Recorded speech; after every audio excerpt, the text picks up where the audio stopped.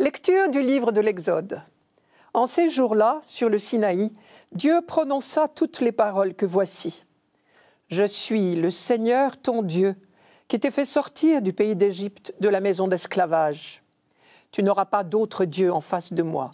Tu ne feras aucune idole, aucune image de ce qui est là-haut dans les cieux, ou en bas sur la terre, ou dans les eaux par-dessous la terre. Tu ne te prosterneras pas devant ces dieux pour leur rendre un culte. Car moi, le Seigneur ton Dieu, je suis un Dieu jaloux. Chez ceux qui me haïssent, je punis la faute des pères sur les fils, jusqu'à la 3e et la 4e génération. Mais ceux qui m'aiment et observent mes commandements, je leur montre ma fidélité jusqu'à la 1000e génération. Tu n'invoqueras pas en vain le nom du Seigneur ton Dieu, car le Seigneur ne laissera pas impuni celui qui invoque en vain son nom. Souviens-toi du jour du sabbat pour le sanctifier. Pendant 6 jours tu travailleras et tu feras tout ton ouvrage. Mais le 7e jour est le jour du repos, sabbat en l'honneur du Seigneur ton Dieu.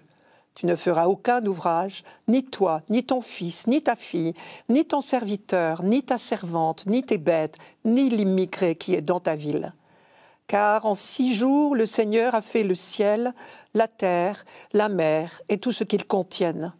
Mais il s'est reposé le 7e jour. C'est pourquoi le Seigneur a béni le jour du sabbat et l'a sanctifié. Honore ton père et ta mère, afin d'avoir longue vie sur la terre que te donne le Seigneur ton Dieu. Tu ne commettras pas de meurtre, tu ne commettras pas d'adultère, tu ne commettras pas de vol, tu ne porteras pas de faux témoignages contre ton prochain, tu ne convoiteras pas la maison de ton prochain, tu ne convoiteras pas la femme de ton prochain, ni son serviteur, ni sa servante, ni son bœuf, ni son âne, rien de ce qui lui appartient. Nos frères juifs appellent ce texte les 10 paroles, et non pas les 10 commandements, car la première parole n'est pas un commandement. Or, elle est la plus importante, je vous la rappelle. « Je suis le Seigneur ton Dieu, qui t'ai fait sortir du pays d'Égypte, de la maison d'esclavage. » Ce verset constitue le prologue, et les commandements suivent. Et c'est ce préambule qui justifie tout le reste, qui donne sens à tout le reste. L'originalité de la loi en Israël, ce n'est pas son contenu, c'est d'abord son fondement, la libération d'Égypte.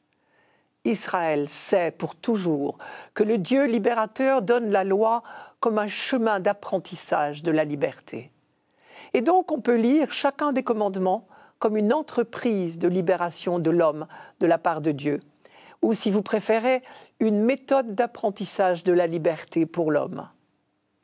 C'est le sens pour commencer de l'interdiction de l'idolâtrie. Tu n'auras pas d'autre Dieu en face de moi. Et tout au long de l'Ancien Testament, les prophètes, les uns après les autres, se feront les champions de la lutte contre toute idolâtrie. Et ils auront bien du mal. Aujourd'hui encore, ils auraient bien du mal peut-être. Parce que finalement, la définition d'une idole, c'est ce qui nous occupe au point de faire de nous ses esclaves. Ce peut être une secte, mais aussi l'argent, le sexe, une drogue ou une autre, la télévision ou toute autre occupation qui finirent par remplir le champ de nos pensées, au point de nous faire oublier le reste. Tu ne feras aucune idole, aucune image de ce qui est là-haut dans les cieux, ou en bas sur la terre, ou dans les eaux par-dessous la terre. Oui, parce que toute image de Dieu est interdite, parce que toute image serait fausse. Et d'autre part, on ne peut pas posséder Dieu. Dieu est le tout autre, l'inaccessible. C'est par pure grâce, gratuitement, qu'il se fait proche de nous. Tu ne te prosterneras pas devant ces dieux pour leur rendre un culte, car moi, le Seigneur, ton Dieu, je suis un Dieu jaloux. Le vocabulaire employé, vous l'avez remarqué, est un vocabulaire amoureux. C'est donc dire cet amour passionné, exigeant de Dieu, qui veut son peuple libre et heureux. Un amour qui ne supporte pas de rivaux. Dieu n'est pas jaloux de nous, il est jaloux de notre liberté. Il veut nous préserver de nous engager sur de fausses pistes. Chez ceux qui me haïssent, je punis la faute des pères sur les fils jusqu'à la 3e et la 4e génération. Mais ceux qui m'aiment et observent mes commandements, je leur garde ma fidélité jusqu'à la 1000e génération. Dans la mentalité de l'époque, on ne pouvait pas concevoir un Dieu qui ne punirait pas.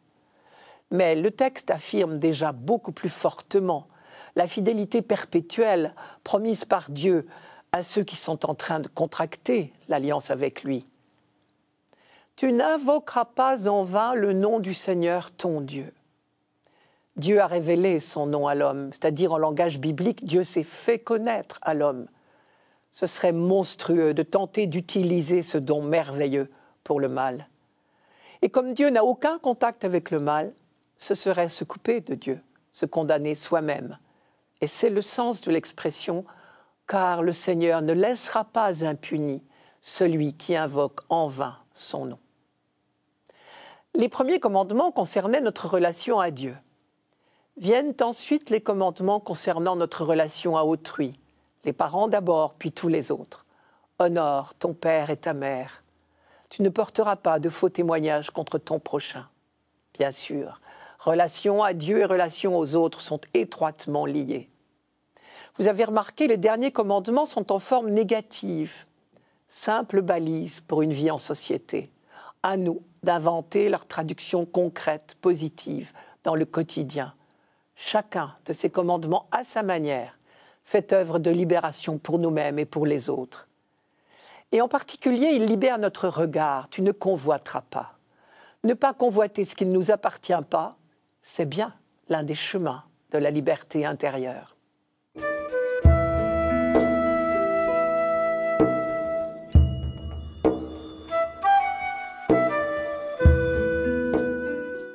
Psaume 18. La loi du Seigneur est parfaite, qui redonne vie. La charte du Seigneur est sûre, qui rend sages les simples. Les préceptes du Seigneur sont droits, ils réjouissent le cœur. Le commandement du Seigneur est limpide, il clarifie le regard. La crainte qu'il inspire est pure, elle est là pour toujours.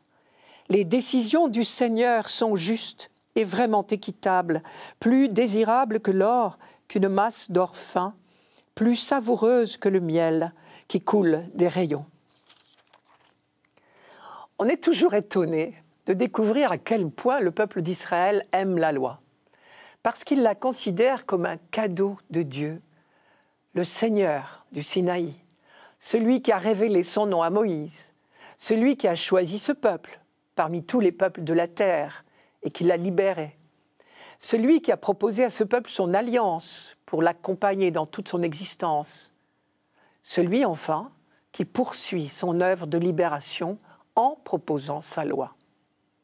Il ne faut jamais oublier qu'avant toute autre chose, le peuple juif a expérimenté la libération apportée par son Dieu. Et les commandements, comme on les appelle, sont dans la droite ligne de la sortie d'Égypte. Ils sont une entreprise de libération. Dieu a fait sortir, c'est l'expression consacrée, il a fait sortir son peuple des chaînes de l'esclavage. Il le fera sortir de toutes les autres chaînes qui empêchent l'homme d'être heureux. C'est cela, l'alliance éternelle. L'Exode était route vers la terre promise. L'obéissance à la loi est vue comme le cheminement vers la véritable terre promise, la patrie future de l'humanité. C'est dans le livre du Deutéronome qu'on trouve les plus belles méditations sur la loi, par exemple. Interroge donc les jours du début, ceux d'avant toi, depuis le jour où Dieu créa l'humanité sur la terre. Interroge d'un bout à l'autre du monde. Est-il rien arrivé d'aussi grand? A-t-on rien entendu de pareil? À toi, il t'a été donné de voir, pour que tu saches que c'est le Seigneur qui est Dieu. Il n'y en a pas d'autre que lui. Reconnais-le aujourd'hui et réfléchis. C'est le Seigneur qui est Dieu, en haut dans le ciel et en bas sur la terre. Il n'y en a pas d'autre. Garde ces lois et ces commandements que je te donne aujourd'hui pour ton bonheur et celui de tes fils après toi, afin que tu prolonges tes jours sur la terre que le Seigneur ton Dieu te donne tous les jours. C'est dans le livre du Deutéronome, chapitre 4. Tout simplement, encore dans le Deutéronome, « Puisses-tu écouter Israël, garder et pratiquer ce qui te rendra heureux » Deutéronome, chapitre 6, juste avant le Shema Israël. Et notre psaume répond en écho « Les préceptes du Seigneur sont droits, ils réjouissent le cœur. La grande certitude acquise au long de l'histoire biblique par le peuple de Dieu, c'est que Dieu veut l'homme heureux et qu'il lui en donne le moyen, un moyen bien simple. Il suffit d'écouter la parole de Dieu inscrite dans la loi. Le chemin est balisé, les commandements sont comme des poteaux indicateurs sur le bord de la route pour alerter notre regard sur un danger éventuel. Le commandement du Seigneur est limpide, il clarifie le regard. Et au jour le jour, la loi est notre maître, elle nous enseigne. Vous savez bien que la racine du mot Torah, en hébreu, loi, signifie d'abord enseigner. La charte du Seigneur est sûre, qui rend sages les simples. Et le mot simple ici n'est pas péjoratif. Il ne veut pas dire les simples d'esprit. Il signifie plutôt les humbles. Ce sont ceux qui acceptent tout humblement de se laisser enseigner par Dieu. Ceux qui cherchent de tout leur cœur à suivre la loi de Dieu. Celui qui prie dans ce psaume est bien dans cet état d'esprit, puisqu'un peu plus loin, il supplie Dieu de l'aider à persévérer dans l'humilité. Je cite un autre verset de ce psaume. « Préserve, Seigneur, ton serviteur de l'orgueil, qu'il n'ait sur moi aucune emprise. Alors je serai sans reproche, pur d'un grand péché. » Et c'est à ces humbles que s'adresse le livre du Deutéronome. « Et maintenant, Israël, qu'est-ce que le Seigneur, ton Dieu, attend de toi ? Il attend seulement que tu craignes le Seigneur, ton Dieu, en suivant tous ses chemins, en aimant et en servant le Seigneur, ton Dieu, de tout ton cœur, de tout ton être, en gardant les commandements du Seigneur et les lois que je te donne aujourd'hui pour ton bonheur. » Et le prophète Michée reprend en écho « On t'a fait connaître, ô homme, ce qui est bien, ce que le Seigneur exige de toi, rien d'autre que respecter le droit, aimer la fidélité et t'appliquer à marcher avec ton Dieu. Il n'y a pas d'autre exigence, il n'y a pas non plus d'autre chemin pour être heureux. » Et pour dire le bonheur que construisent les croyants jour après jour, lorsqu'ils suivent tout simplement, mais fidèlement, la loi de Dieu, l'auteur de notre psaume nous propose deux images. Les décisions du Seigneur sont justes et vraiment équitables, plus désirables que l'or, qu'une masse d'or fin, plus savoureuses que le miel qui coule des rayons. Manière de dire la vraie richesse de nos vies, le vrai bonheur, c'est l'alliance avec Dieu. Ce fut la grande expérience spirituelle d'Israël pendant l'Exode, dans le désert du Sinaï. Expérience paradoxale, puisque le désert, justement, est un lieu de pauvreté. Mais c'est là, précisément, que l'on a expérimenté la plus grande richesse du monde, la sollicitude de Dieu. Le livre du Deutéronome, quand il rappelle au peuple toute la sollicitude que Dieu lui a prodiguée pendant l'Exode, dit « Il rencontre son peuple au pays du désert, il lui fait sucer le miel dans le creux des pierres. » La manne aussi, parce qu'elle est douce et parce qu'elle est cadeau de Dieu, était comparée à du miel, rappelez-vous, je cite, « C'était comme de la graine de coriandre, c'était blanc avec un goût de beignet au miel. » Désormais, on parlera des oignons d'Égypte, mais du miel de Canaan. Il y a pourtant du miel aussi en Égypte, mais quand les descendants de Jacob étaient en Égypte, ils n'avaient pas encore fait l'expérience de l'Exode et de la présence de Dieu.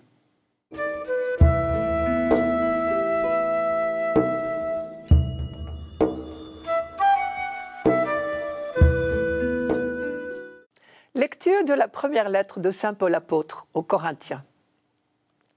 Frères, alors que les Juifs réclament des signes miraculeux et que les Grecs recherchent une sagesse, nous proclamons un Messie crucifié, scandale pour les Juifs, folie pour les nations païennes. Mais pour ceux que Dieu appelle, qu'ils soient juifs ou grecs, ce Messie, ce Christ est puissance de Dieu et sagesse de Dieu. Car ce qui est folie de Dieu est plus sage que les hommes, et ce qui est faiblesse de Dieu est plus fort que les hommes. On sait bien que Paul a consacré toutes ses énergies à annoncer à ses contemporains que Jésus de Nazareth était le Messie. On sait également qu'il s'adressait à des Juifs et à des non-Juifs, ceux qu'il appelle tantôt les Grecs, tantôt les païens. Or, par ses origines, Paul connaissait bien le monde juif et les Écritures. En même temps, parce qu'il avait vécu une grande partie de sa jeunesse avec sa famille à Tars, c'est-à-dire hors de Palestine, Paul connaissait bien aussi le monde grec. Pour ces raisons, il était mieux placé que personne pour comprendre les difficultés des uns et des autres à entendre sa prédication. Nous proclamons un Messie crucifié, scandale pour les Juifs, folie pour les Grecs. Je commence par les Juifs. Pour eux, il était littéralement scandaleux de prétendre que Jésus de Nazareth, le crucifié, puisse être le Messie. Et on peut les comprendre. Depuis plusieurs siècles, l'Ancien Testament promettait le Messie. Et sa venue devait être accompagnée de signes bien précis. La restauration de la dynastie de David sur le trône de Jérusalem, pour commencer, et l'instauration d'une paix générale et définitive. Sur ce point, Jésus les a plutôt déçus. Plus grave encore, il est mort crucifié. Or, tout le monde connaissait par cœur une certaine phrase du livre du Deutéronome. Et voilà ce qu'elle disait. Quand un homme a été condamné à mort au nom de la loi, quand il a été exécuté et qu'on a suspendu son corps à un arbre, c'est une manière de faire un exemple, le texte disait un bois, alors il est maudit de Dieu. C'est dans le livre du Deutéronome, chapitre 21, versets 22-23. Or, c'est très exactement ce qui est arrivé à Jésus. Donc il est maudit de Dieu, donc il n'est pas le Messie. Tout cela est parfaitement logique. Et c'est bien avec ce raisonnement que Paul a commencé par s'opposer de très bonne foi aux tout premiers chrétiens. Quant aux païens, ils ne pouvaient pas non plus prendre au sérieux le personnage de Jésus. Le monde grec recherche une sagesse, nous dit Paul. Or Jésus ne se situait pas sur ce terrain-là. Il parlait d'amour et de respect des autres, d'humilité et de confiance en Dieu. Rien à voir avec les discours philosophiques.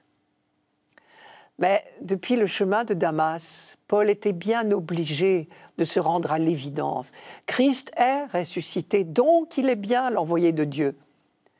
Que cela nous surprenne comme les Grecs ou nous scandalise comme les Juifs ne change rien à l'affaire. Alors Paul s'est trouvé confronté à une question terrible. Jésus était bien l'envoyé de Dieu et pourtant, de bonne foi, les hommes l'ont éliminé. Comment les hommes ont-ils pu se tromper à ce point? Et comment ce crucifié peut-il être le Messie? Ce sont les deux questions qui ont habité Paul certainement très longtemps. Et on voit bien que le mystère et même le scandale de ce Messie inattendu est au cœur de toutes ces lettres. À force de relire les Écritures et de méditer sur le scandale de la croix du Christ, Paul a découvert ce que personne n'avait imaginé. Non seulement la croix ne doit pas nous scandaliser, au contraire, elle doit nous émerveiller. Car la croix est justement le lieu où Dieu se révèle, et c'est en cela qu'elle nous délivre, car enfin, nous connaissons Dieu tel qu'il est. La croix est le lieu de la révélation du plus grand amour, un amour capable d'aller jusque-là. Et en définitive, Paul ira jusqu'à dire que la croix du Christ est le plus beau titre de gloire des chrétiens. Par exemple, dans la lettre aux Galates, il dit « Je ne veux pour moi pas d'autre titre de gloire que la croix de notre Seigneur Jésus-Christ. » Galates chapitre 6, verset 14. Non seulement Jésus n'est pas un pécheur qui mérite d'être maudit, mais il a accepté de souffrir pour ouvrir nos cœurs à l'incroyable amour de Dieu pour l'humanité. Et la phrase de pardon qu'il a prononcée sur la croix nous fait découvrir jusqu'où va l'amour de Dieu pour les hommes. Père, pardonne-leur, ils ne savent pas ce qu'ils font. Quant à ceux qui trouvent les manières de Dieu non conformes à la raison humaine, Paul n'a qu'une réponse dans cette même lettre aux Corinthiens. Puisque le monde, par le moyen de la sagesse, n'a pas connu Dieu dans la sagesse de Dieu, c'est par la folie de la prédication que Dieu a jugé bon de sauver ceux qui croient. Et un peu plus loin dans cette même lettre aux Corinthiens, que personne ne s'abuse. Si quelqu'un parmi vous se croit sage à la manière de ce monde, qu'il devienne fou pour être sage, car la sagesse de ce monde est folie devant Dieu. Jésus l'avait déjà dit, « Je te loue, Père, Seigneur du ciel et de la terre, d'avoir caché cela aux sages et aux intelligents et de l'avoir révélé aux tout petits. Matthieu 11, verset 25. Notre témoignage, décidément, ne peut s'offrir que sans défense. Tous nos beaux raisonnements ne mèneront jamais personne à la foi. Devant le mystère de Dieu qui se manifeste dans le visage défiguré du Christ en croix, entre deux bandits, tous nos édifices intellectuels s'écroulent comme des châteaux de cartes. Bienheureuse insuffisance qui peut rassurer tous les piètres prédicateurs que nous sommes quand nous essayons de tout notre cœur de convaincre quelqu'un de la foi chrétienne. Ne nous inquiétons pas de notre insuffisance. Elle est structurelle parce que ce mystère de Dieu ne peut que nous échapper.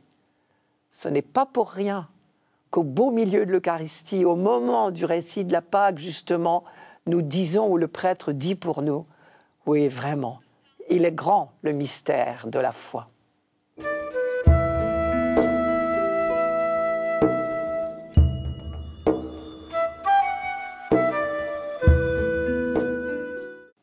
Évangile de Jésus-Christ selon saint Jean. Comme la Pâque juive était proche, Jésus monta à Jérusalem. Dans le temple, il trouva installés les marchands de bœufs, de brebis et de colombes et les changeurs. Il fit un fouet avec des cordes et les chassa tous du temple, ainsi que les brebis et les bœufs. Il jeta par terre la monnaie des changeurs, renversa leur comptoir et dit aux marchands de colombes « Enlevez cela d'ici, cessez de faire de la maison de mon père une maison de commerce. » Ses disciples se rappelèrent qu'il est écrit « L'amour de ta maison fera mon tourment ». Des Juifs l'interpellèrent « Quel signe peux-tu nous donner pour agir ainsi ?» Jésus leur répondit « Détruisez ce sanctuaire et en 3 jours je le relèverai. » Les Juifs lui répliquèrent « Il a fallu 46 ans pour bâtir ce sanctuaire, et toi, en 3 jours, tu le relèverais ?» Mais lui parlait du sanctuaire de son corps. Aussi, quand il se réveilla d'entre les morts, ses disciples se rappelèrent qu'il avait dit cela. Ils crurent à l'Écriture et à la parole que Jésus avait dite. Pendant qu'il était à Jérusalem pour la fête de la Pâque, beaucoup crurent en son nom, à la vue des signes qu'il accomplissait. Jésus, lui, ne se fiait pas à eux, parce qu'il les connaissait tous et n'avait besoin d'aucun témoignage sur l'homme. Lui-même, en effet, connaissait ce qu'il y a dans l'homme. Mettons-nous à la place de ceux qui ont assisté à cette colère de Jésus. Il y a longtemps qu'on trouve sur l'esplanade du temple des marchands d'animaux.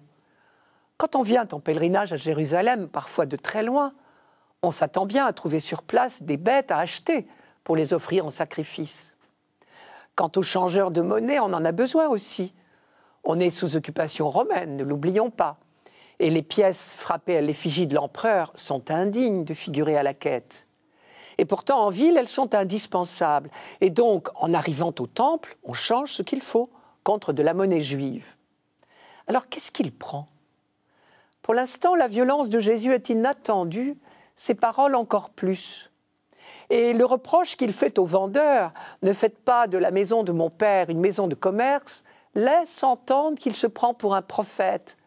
Car Jérémie avait dit « Cette maison sur laquelle mon nom a été prononcé, la prenez-vous donc pour une caverne de bandits ?» Mieux, Jésus semble se prendre carrément pour le Messie, car le prophète Zacharie avait annoncé « Il n'y aura plus de marchands dans la maison du Seigneur le Tout-Puissant en ce jour-là », sous-entendu le jour de la venue du Messie. Et pire encore peut-être, en parlant du temple de Jérusalem, Jésus ose dire « la maison de mon Père ». Devant cette prétention, il y a 2 attitudes possibles. Ouvrir grand ses oreilles pour essayer de comprendre, c'est ce que font les disciples, ou bien remettre ce prétentieux, ce faux Messie à sa place. C'est l'attitude de ceux que Jean appelle les Juifs. En réalité, Juifs, ils le sont tous. Mais certains ont déjà vu Jésus à l'œuvre. Et depuis le baptême au bord du Jourdain, depuis les noces de Cana, ils ont pressenti plusieurs fois que Jésus était bien le Messie. Alors ils sont préparés à reconnaître dans son attitude un geste prophétique. D'autant plus qu'à vrai dire, tout le monde sait que les animaux des sacrifices ne devraient pas être là. Normalement, Les marchands de bestiaux auraient dû se trouver dans la vallée du Cédron et sur les pentes du mont des Oliviers. Mais peu à peu, ils se sont rapprochés du temple jusqu'à s'installer sur l'esplanade. Et c'est cela que Jésus leur reproche, à juste titre. Mais ceux que Jean appelle les Juifs, eux n'ont pas à l'égard de Jésus la même bienveillance que les disciples. Pour eux, Jésus n'est rien, un Galiléen. Et il se permet de critiquer les pratiques habituelles du temple. Soyons justes, ils n'ont pas forcément tort de lui demander de se justifier. Quel signe peux-tu nous donner pour agir ainsi ? La réponse de Jésus deviendra lumineuse pour les croyants après la résurrection. Détruisez ce temple et en 3 jours je le relèverai. Mais pour l'instant, c'est le quiproquo total. Il a fallu 46 ans pour bâtir ce temple. Et toi, en 3 jours, tu le relèverais ? En bonne logique, on ne peut pas leur donner tort. Un homme tout seul ne peut évidemment pas entreprendre des travaux pareils. Il ne peut y arriver ni en 3 jours, ni en 46 ans, ni même en toute une vie. Ce temple magnifique, respecté de tous, parce qu'il est le signe manifeste de la présence de Dieu au milieu de son peuple. Ce temple n'attend rien du charpentier de Nazareth. Avec son histoire de 3 jours, il est un peu court. Encore que, pour un juif habitué de l'écriture, 3 jours, c'était un chiffre dont on parlait souvent. C'était habituellement une manière symbolique d'affirmer « Dieu interviendra certainement ». On lit cela dans le livre du prophète Osée, par exemple. Or, le livre d'Osée, nos Juifs le connaissaient sur le bout du doigt, certainement. Oui, mais, à leurs yeux, Jésus n'est pas un prophète. Et tout le problème est là, d'après Jean. Et s'il a placé cet épisode du temple au début du ministère public de Jésus, alors que les 3 autres évangiles le placent au contraire tout à la fin, c'est peut-être pour nous alerter. Il y a des a priori qui empêchent Dieu de parler. Les disciples n'avaient pas de ces a priori. Ils ont pu accompagner Jésus pas à pas et le découvrir peu à peu. Mais au contraire, ces opposants se sont enfermés dans leur certitude. Et du coup, ils sont passés à côté de cette révélation extraordinaire qu'ils attendaient pourtant de tout leur cœur. Désormais, la présence de Dieu n'est pas dans une construction de pierre, mais au cœur même de l'humanité, dans le corps du ressuscité.